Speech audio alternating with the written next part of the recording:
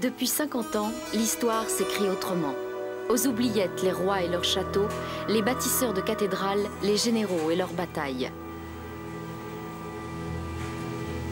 Les historiens ont posé un nouveau regard sur les usines, sur les objets techniques. Avec eux, le grand public s'est aussi mis à les admirer.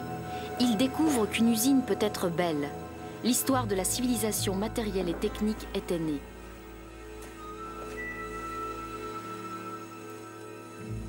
Avec la fermeture de nombreuses fabriques, anciens ouvriers, ingénieurs, historiens se battent pour qu'elles ne deviennent pas des friches abandonnées, pour les sauvegarder, les réhabiliter, afin qu'on puisse les visiter, afin que vive notre patrimoine industriel.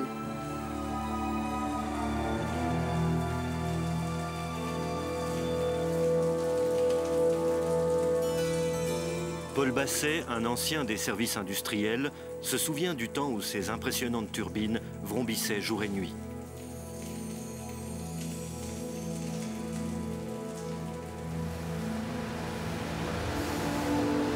L'histoire du bâtiment des forces motrices à Genève est exemplaire. Ce bâtiment, promis aujourd'hui à un destin exceptionnel, a bien failli disparaître.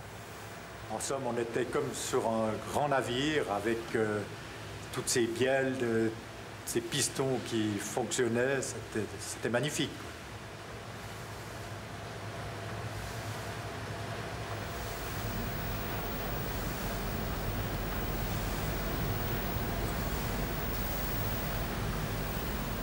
Est-ce qu'il était facile de faire l'entretien de ces machines ici?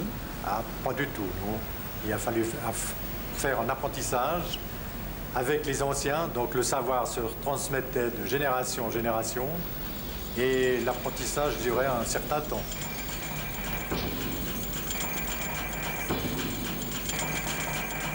Au fil des ans, les mécaniciens chargés de l'entretien de ces pompes ont perpétué un savoir-faire exceptionnel. Une véritable culture, une culture technique. Ce savoir-faire est mort avec la mise au rebut de ces machines centenaires.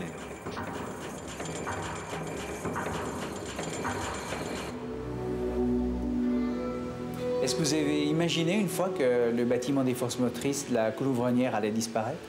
Non, pas du tout, puisque je savais que le bâtiment lui-même était protégé.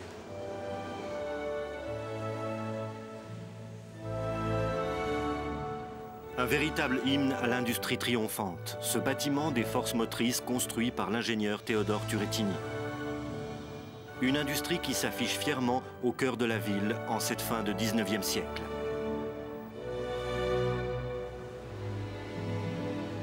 Pour vous, c'est important qu'on le sauvegarde, ce bâtiment? Ah oui, y compris les deux pompes qui se trouvent là en exposition. Pourquoi? C'est le patrimoine industriel de Genève qui doit absolument être sauvé. Mais pourquoi est-ce qu'il doit être sauvé? Parce que c'était une époque, vraiment on était en avance par rapport à d'autres pays, à d'autres régions. Et il me semble que c'est nécessaire de sauver cette historique en fait. Paul Basset a rejoint ses anciens camarades. Ils sont fiers de voir ce que devient leur ancienne usine.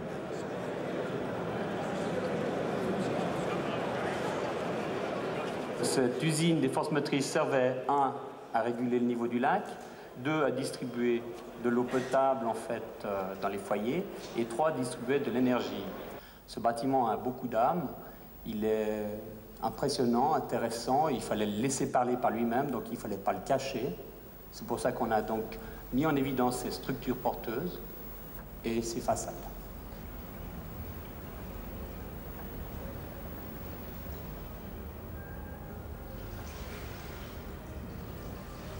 Un tel bâtiment industriel sauvé de la ruine pose souvent des problèmes de réaffectation.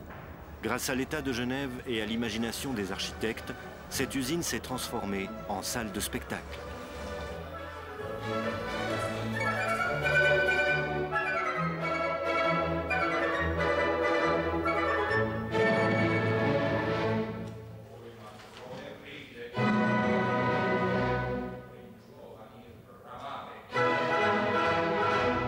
C'est une salle de spectacle, c'est un objet précieux placé dans un bâtiment industriel, une architecture minimaliste pour laisser en fait parler la beauté du bâtiment.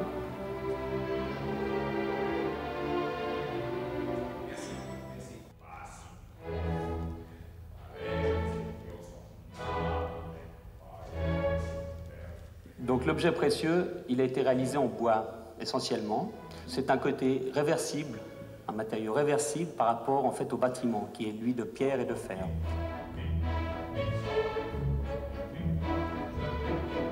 Une salle qui faisait cruellement défaut au Grand Théâtre en réfection. Parrainée par un généreux mécène, elle accueille les spectacles lyriques dès cet automne.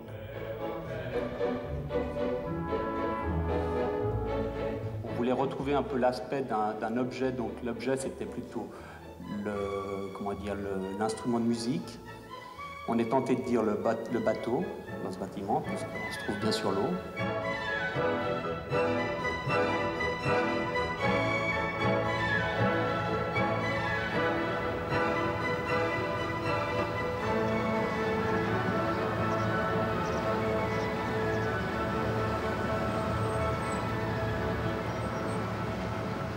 Grâce à la transformation réussie en salle de spectacle, le bâtiment des forces motrices est désormais promis à une seconde jeunesse.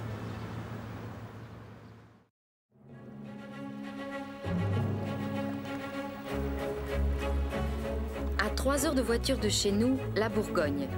Depuis quelques années, les Suisses en balade qu'attiraient les vins et les fromages régionaux découvrent peu à peu les charmes de l'archéologie industrielle. Il y a 150 ans, ce coin de France était un pays de hauts fourneaux et de forges, une activité qui a pourtant laissé des traces chargées d'histoire.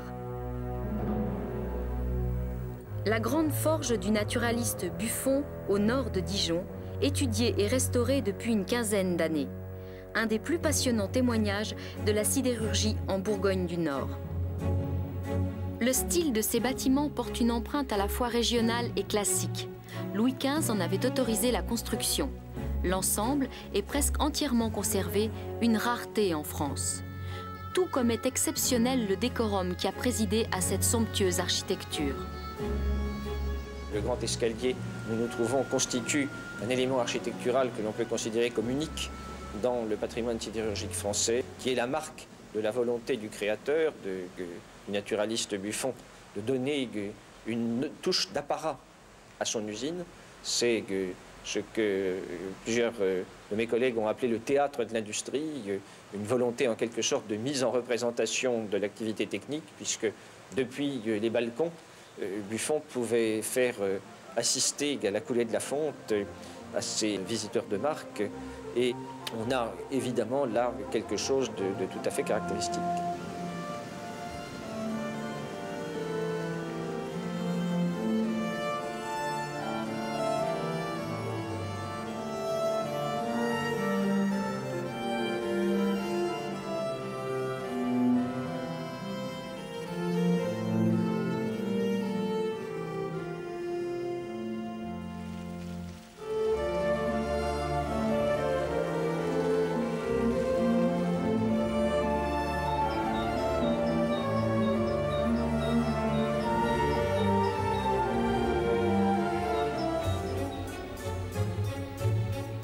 Georges-Louis Leclerc, plus connu sous le nom de Buffon, a 61 ans lorsqu'il devient capitaine d'industrie. Son haut fourneau et ses forges sont en activité pendant près d'un siècle. Elles déclinent puis s'arrêtent avec la grave crise de la sidérurgie classique à la fin des années 1860. La forge est remplacée par une cimenterie, puis toute activité industrielle cesse sur le site vers 1920.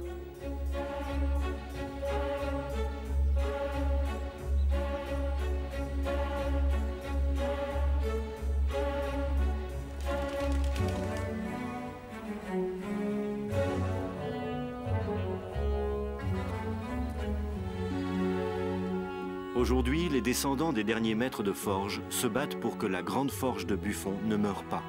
Ils ont créé une association pour sa sauvegarde et son animation.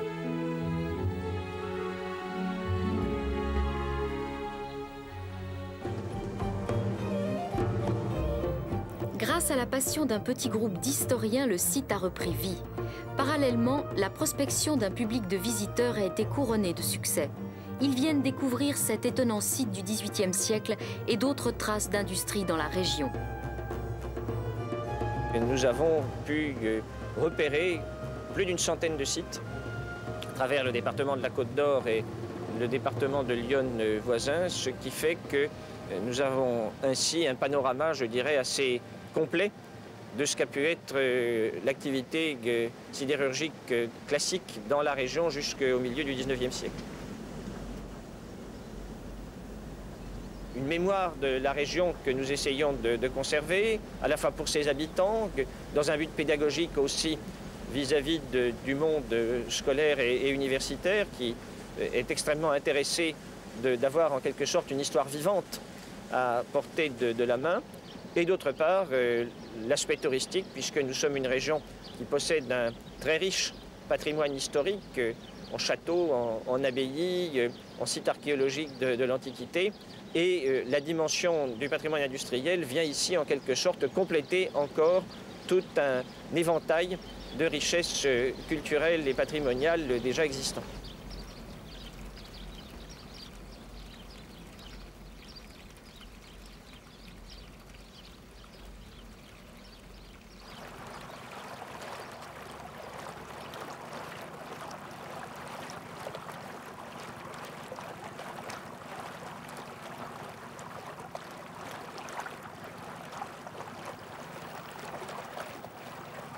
Mais le patrimoine industriel n'est pas fait que de hauts fourneaux, de cités ouvrières ou de vieilles usines. On cherche aussi aujourd'hui à protéger, à prolonger le geste de l'ouvrier, le savoir de l'ingénieur.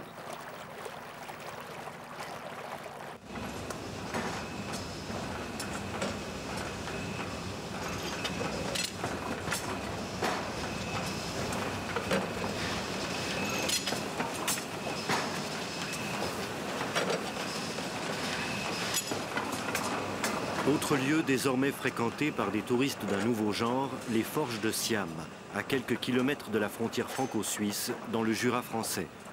Ici, les hommes et le métal chauffé à blanc mènent un bien étrange ballet. Un lieu où se perpétue un savoir-faire extraordinaire, au point qu'on se croirait replongé dans le siècle passé ou dans un roman de Zola. C'est à la fois un musée et une usine. C'est devenu un musée depuis que nous, les gens du patrimoine, on a jugé que Siam était un témoignage exceptionnel, miraculeusement conservé, de ce qu'était l'industrialisation au cours de ces 150 dernières années.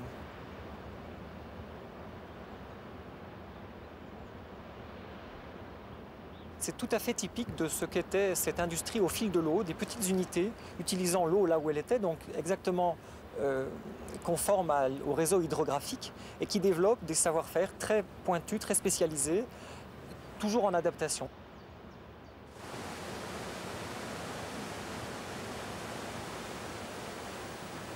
C'est ici, avec cette chute naturelle sur l'Ain, que tout a commencé.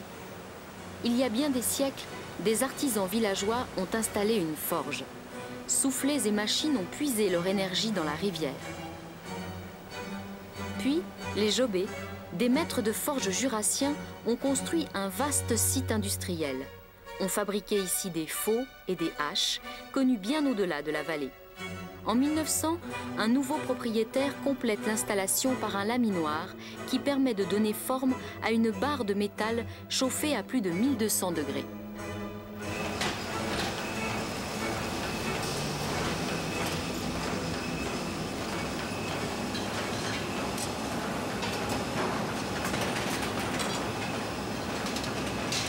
Fait extraordinaire, ce laminoir fonctionne encore de nos jours.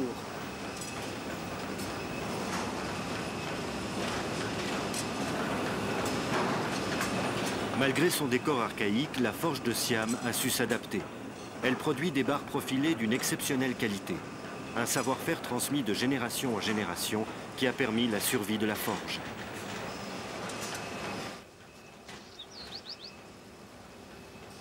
Dans ces bâtiments classés monuments historiques, on pratique les arts du feu d'une manière qui n'a plus cours ailleurs. Une véritable leçon d'histoire pour les jeunes générations. On pense d'abord aux enfants et aux gens qui ont tout oublié de ces entreprises où on travaillait de façon très empirique, à la main, en repérant grâce aux odeurs, grâce aux yeux, grâce au bruit que fait la matière, son cheminement et sa transformation, alors qu'on a tous une idée des entreprises haute technologie, où il y a des boutons, des commandes digitales et où on ne voit plus la transformation de la matière. Ici, c'est une formidable leçon de choses qui nous ramène à cette époque où la matière était façonnée à la main et qui est une façon aussi de comprendre que une bonne réponse aux demandes du marché actuel, c'est ce travail à la main, cousu main pratiquement, que les grands laminoirs ne peuvent pas faire. La qualité des ouvriers jurassiens dans le domaine métallurgique était appréciée loin à la ronde. On était lamineur de père en fils, comme si c'était inscrit dans les gènes.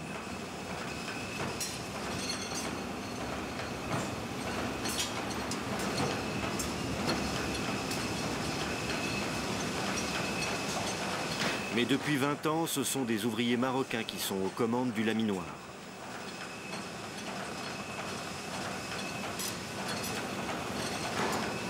Les ouvriers forgerons jurassiens n'ont plus voulu travailler dans cette usine entre guillemets archaïque et préféré aller s'embaucher dans les usines de la petite ville de Champagnole qui offraient des conditions de travail qui leur semblaient plus attractives.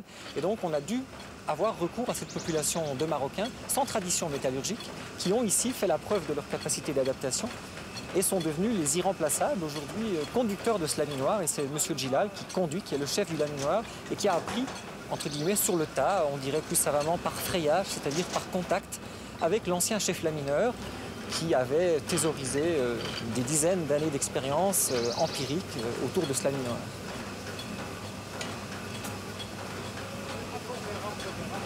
Les ouvriers des antiques forges de Siam sont fiers de leur travail. Un profilé obtenu dans leurs ateliers n'équipe-t-il pas aujourd'hui la fusée Ariane, chef-d'œuvre de l'aéronautique? Dans le temps, on ne faisait pas tellement de profils, on faisait pas tout à fait 20 profils. C'est après qu'on reçoit des profils et c'est avec ça que les forges vivent, avec les profilés. Parce que maintenant, avec des usines modernes qui produisent des tonnages et des tonnages à l'heure, nous, on ne vivrait pas avec des plats ou des carrés. C'est grâce à ces profils spéciaux qu'on vit. C'est un objet d'art, ça. C'est avec ça qu'on vit. Publics scolaires et touristes curieux prennent aujourd'hui le chemin des forges de Siam, ce haut lieu d'une industrie à l'ancienne. Il n'est de loin pas le seul à attirer les visiteurs. Une trentaine de sites franco-suisses qui racontent le combat de l'homme avec la matière voient affluer plus de 700 000 personnes chaque année. C'est une façon de faire découvrir aux habitants de la Franche-Comté et à ses visiteurs les étapes par lesquelles cette région à dominante rurale s'est progressivement industrialisée. Contrairement aux musées habituels qui font rimer toujours musée avec passé, on a voulu aller plus loin et rencontrer les entreprises et faire en sorte que les visiteurs y soient admis et puissent comprendre comment ça fonctionne aujourd'hui dans l'entreprise. Pas hier, mais aujourd'hui, et que ces sites deviennent intelligibles, qu'on comprenne quelque chose de la vie des gens et de la transformation de la matière et des cultures, de cette chose très singulière qui se passe autour d'une matière première, autour d'une population et autour d'un site particulier.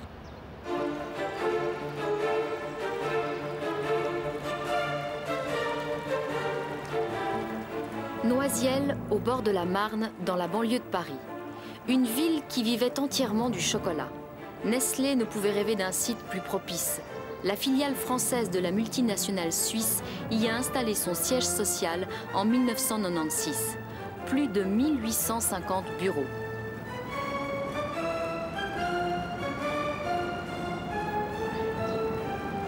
Avant Nestlé, c'est le fameux chocolat Meignier que l'on fabriquait dans ces immenses bâtiments du siècle dernier. On dispose ici d'un environnement tout à fait exceptionnel. Nous sommes entourés de verdure et nous sommes qu'à 18 km de Paris, au sein d'une ville nouvelle, avec tous les équipements d'une ville nouvelle, toute l'infrastructure en termes de transport routier, de transport en commun. Deuxièmement, on avait sur ce site des bâtiments de très grande qualité architecturale et technique. C'était très fort en image pour Nestlé, parce qu'on était dans une ancienne chocolaterie. Le chocolat est un métier majeur de Nestlé. Et je dirais que finalement, ça a été un coup de cœur, mais qui était adossé à de très fortes raisons, très objectives.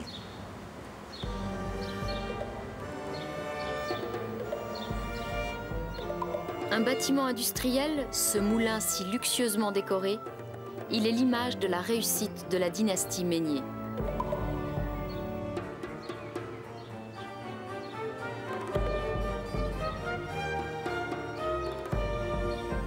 Tout commence en 1825. Le moulin sur la Marne moud des plantes médicinales et du cacao pour le pharmacien Jean-Antoine Brutus Meignier. Ses fils développent l'affaire. Ils en font un véritable empire industriel. En 1900, plus de 2500 ouvriers convergent chaque jour vers l'usine. 50 tonnes de chocolat sont produites quotidiennement à Noisiel. Mais l'empire meunier a les pieds fragiles. Les goûts des consommateurs changent et l'empire s'écroule. Et lorsque Nestlé acquiert le site au milieu des années 80, les défenseurs du patrimoine font pression. Ils veulent à tout prix préserver une architecture industrielle sans équivalent. Nestlé décide sa réhabilitation. Les machines vont à la casse, mais on gardera comme un témoignage émouvant turbines et alternateurs du moulin, symbole mythique du mariage de l'eau et de l'industrie.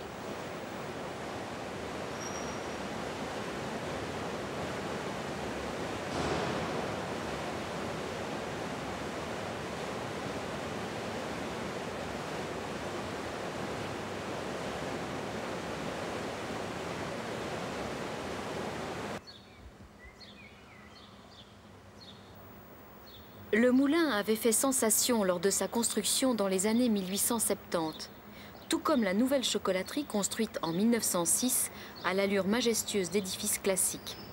Elle a été rapidement baptisée la cathédrale.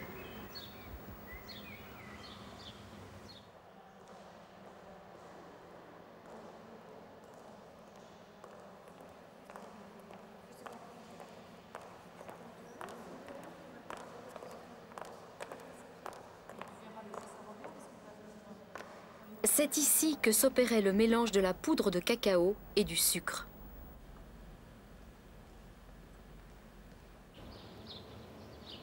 Sur l'autre rive de la Marne, le bâtiment des refroidisseurs. Construit dans les années 1880, il abritait les machines à produire le froid nécessaire à une nouvelle technique de conditionnement des tablettes de chocolat.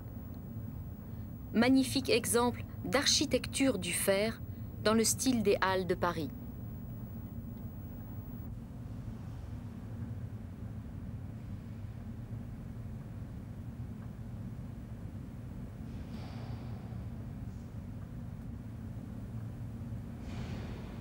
Les architectes se sont attachés à reconstituer ces bâtiments dans leur état d'origine, en utilisant soit les mêmes matériaux, soit des matériaux similaires. Toutes les parties nouvelles, que ce soit des éléments de façade ou des bâtiments qui venaient se coller entre des façades, comme c'est le cas ici, étaient résolument contemporaines, de façon, d'une part, à créer un dialogue entre l'architecture du 19e siècle et l'architecture du 20e siècle, et puis également aussi avec la volonté de marquer le renouveau de ce site avec une architecture donc, de l'an 2000.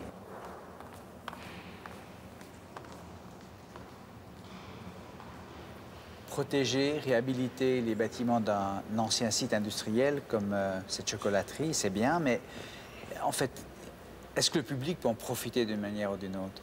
C'est vrai qu'un siège social, c'est pas un musée et qu'on peut pas effectivement, on peut pas le visiter parce qu'il y a des problèmes de sûreté évidents.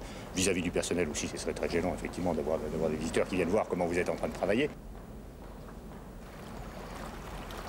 On a imaginé une promenade le long de la Marne, qui n'existait pas. On a cédé du terrain à la collectivité pour aménager cette promenade qui contourne le site et qui offre des vues absolument superbes sur le site, en passant sur le pont, en arrivant près du moulin, etc.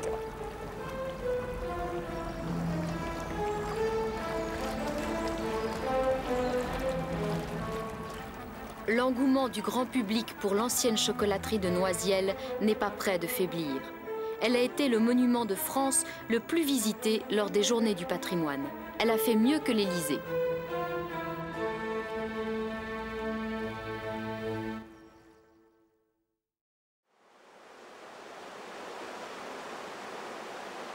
En Suisse aussi, aujourd'hui, on a à cœur de mettre en valeur des équipements industriels que les nouvelles technologies ont condamnés. Grâce aux sources de l'Areuse dans le Jura neuchâtelois, le village de Saint-Sulpice a connu longtemps une véritable prospérité.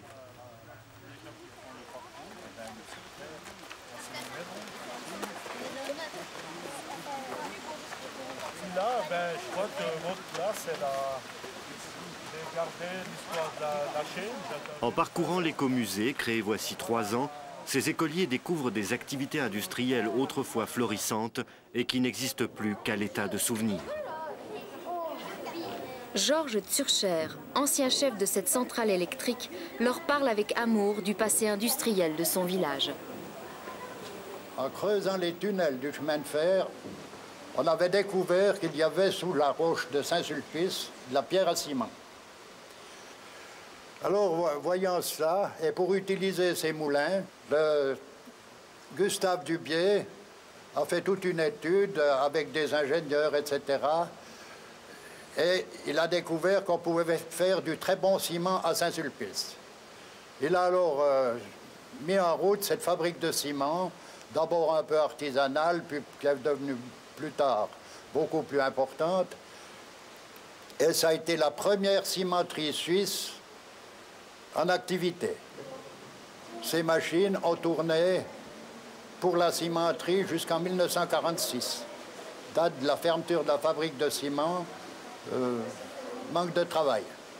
Et alors, à cette époque-là, c'est la fabrique de pâtes de bois qui a fait tourner ces machines comme générateur électrique. Pioches et bulldozers ont rasé les vieilles usines. Georges Zürcher a alors mené bataille pour épargner au moins quelques-unes de ces machines. Mon souci était qu'éventuellement disparaissent ces machines qui sont témoins d'un passé industriel du village très important. Comment est-ce que vous êtes venu à vous intéresser à ce passé industriel? Eh bien, forcément, vous voyez, quand on est toute la journée au bord de la rivière, pratiquement, on rencontre beaucoup de gens qui vous posent des questions. Et moi, j'aime bien répondre aux questions tant que possible. Alors, je me suis documenté, j'ai interrogé d'anciens habitants du village, j'ai lu beaucoup de... Je me suis procuré beaucoup de documents pour lire, etc., pour vraiment savoir finalement mieux que les habitants nés au village le passé de la localité. On est très étonnés. Si les habitants du Val-de-Travers connaissent assez peu les sources d'Arreuse, les Hollandais et les Allemands la connaissent.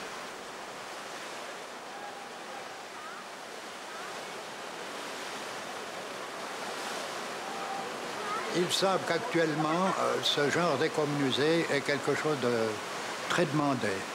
En effet, c'est agréable d'avoir des explications sur les anciennes façons de travailler et en même temps de faire une belle balade dans la nature. C'est demandé du public actuellement, plus qu'un musée statique.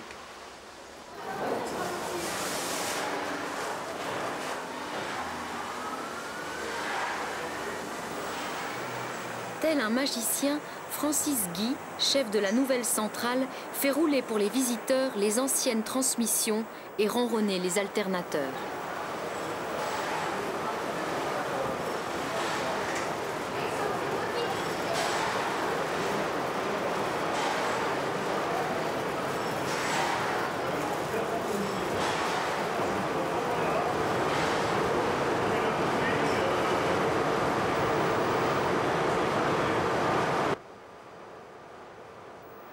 Des alternateurs du début du siècle conservés aujourd'hui dans ce bâtiment musée à la centrale actuelle, il n'y a que quelques dizaines de mètres.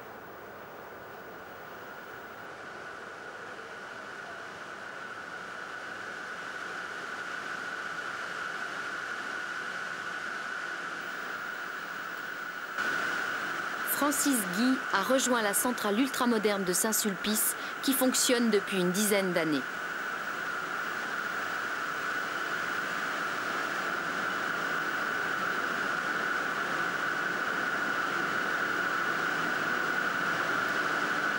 Mais aujourd'hui, comme hier, c'est toujours l'eau de l'Areuse qui fait tourner les turbines.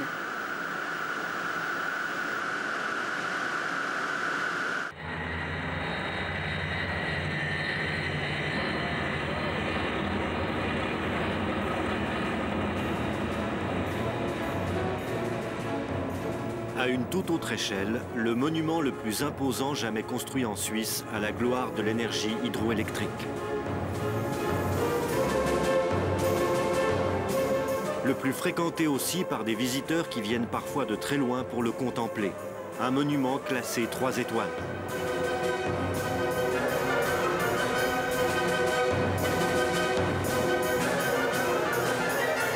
La Grande Dixence, chef-d'œuvre des barrages alpins. Haut de 285 mètres, un record mondial, ce barrage a été achevé au début des années 1960.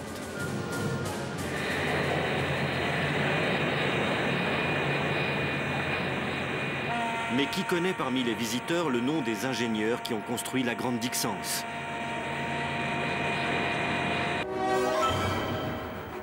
Les ingénieurs, il est vrai, sont souvent discrets.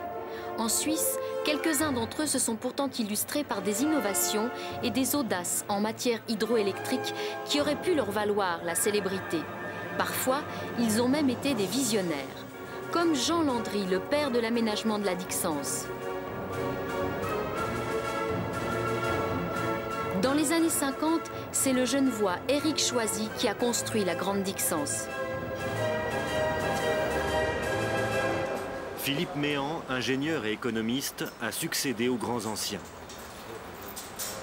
Ils sont en train de monter un camion pour eux. C'était un booster. À 48 ans, ce Vaudois est le patron du plus vaste chantier suisse actuel. J'ai toujours rêvé de réaliser un grand projet.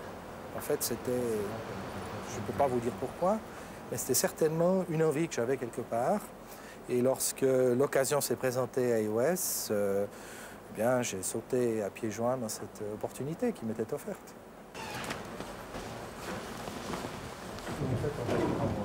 Nouveau défi pour Philippe Méhan, le projet colossal de Cleuson-Dixence, plus d'1 milliard de francs d'investissement, vise à doubler la production d'électricité de la Dixence aux heures de pointe.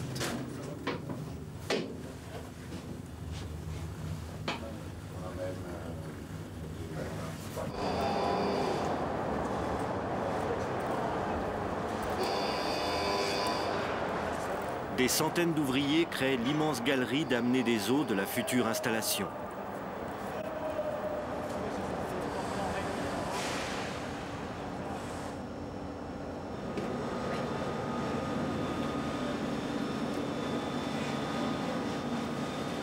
C'est une aventure pratiquement tous les jours, puisque nous sommes confrontés à une situation qui est très très dynamique, qui change pratiquement tous les jours.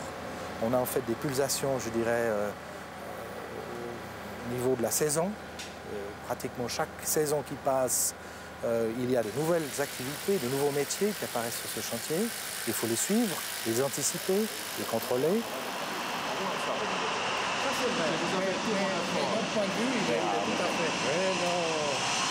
Et puis, il y a évidemment tous les aléas liés à la météorologie, à la géologie, à l'organisation, et de manière générale aux hommes. Puisqu'en fait, on fait des travaux comme ça, c'est d'abord un boulot d'une équipe, c'est le travail des hommes. Mais on continue comme ça, pour les quelques mètres. Finalement, on pourrait très bien faire ces captages à l'avancement. Avec 2 ou 3 jours de décalage, c'est suffisant. Avec un décalage de sécurité. Oui, d'autant plus que la partie où on a l'eau, elle est plus à l'aval.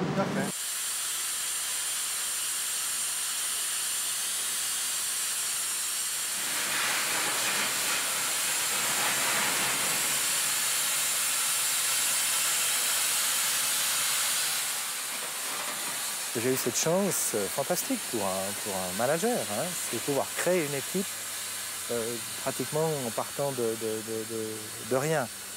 Quand j'ai créé une équipe, c'est le groupe de 30-35 personnes qui travaillent proche du chef de projet.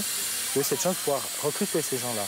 Donc en fait, je les ai peut-être choisis par leur caractère, etc. J'ai toujours imaginé qu'il fallait essayer d'associer la fougue de la jeunesse à l'expérience des vieux routiers.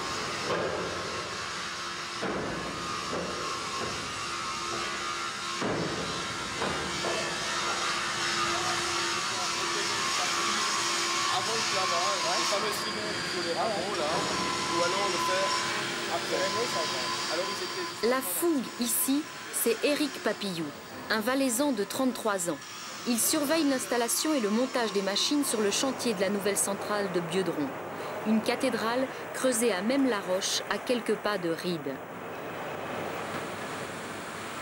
Petit-fils de forgeron et fils d'ingénieur électricien, il s'est formé en mécanique puis en hydraulique à l'école polytechnique de Lausanne. C'est une expérience magnifique pour un jeune ingénieur comme moi d'avoir la chance de suivre ce chantier depuis le début, puisque maintenant ça fait la 5e année que je suis parmi l'équipe de Closon-Dixons. Donc j'ai eu la chance de vivre la période projet et puis maintenant de vivre le chantier de montage depuis le début. Encore un record mondial. Ces machines, les turbines, les alternateurs, qui font déjà l'admiration des visiteurs, sont aussi et surtout un formidable exploit technique. Ce sont les machines les plus puissantes du monde. Elles sont l'œuvre de grandes firmes suisses de l'électrotechnique. Ensuite, c'est donc le montage des coins d'enroulement et puis les enroulements de compensation. Hein. C'est ça. Ouais. Et puis ensuite vient les connexions. Connexion électrique, connexion hydraulique. Ouais. Ça nous a fait ça. Je pense que les constructeurs suisses ont depuis plusieurs dizaines d'années, voire déjà le siècle passé, été des leaders dans le domaine des machines hydrauliques. Ils ont su développer ces machines et vendre ce savoir-faire suisse au travers du monde. Dans 2 ans, la centrale de Buedron va fournir des kilowattheures. Le chantier sera bien évidemment fermé. Et vous, qu'est-ce que vous allez devenir? Alors pour moi, eh bien, ça va être une expérience magnifique qui va se conclure. C'est un peu comme l'alpiniste qui arrive à la fin d'une ascension. Donc il y aura sûrement une période un peu de blues, hein, si on peut le dire. Et puis le monde sera ouvert. Donc j'ai pas de soucis de ce côté-là. J'espère trouver au moment voulu quelque chose qui me plaira, un nouveau défi à relever.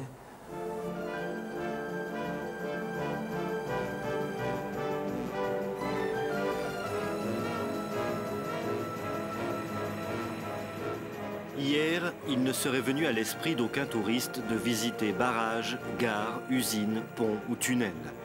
On se contentait de parcourir châteaux, églises, champs de bataille et cathédrales. Mais notre époque s'est enfin mise à apprécier le travail des bâtisseurs d'hier et d'aujourd'hui.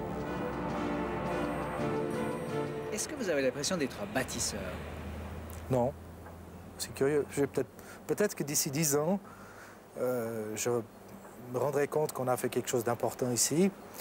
Pour le moment, en fait, on n'a pas encore cette impression-là. Pris dans le quotidien des tâches à réaliser, non. Peut-être qu'effectivement, objectivement, on a quand même fait quelque chose d'important ici. C'est un grand projet.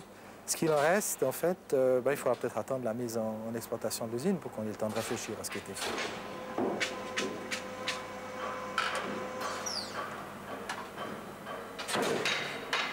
L'honnête homme de cette fin de siècle, s'il apprécie toujours les hauts lieux du passé, s'intéresse de plus en plus aux techniques qui ont permis l'épanouissement des civilisations. Il n'hésite pas à rendre hommage aux côtés des artistes à tous ceux qui ont permis aux humains de dompter les éléments.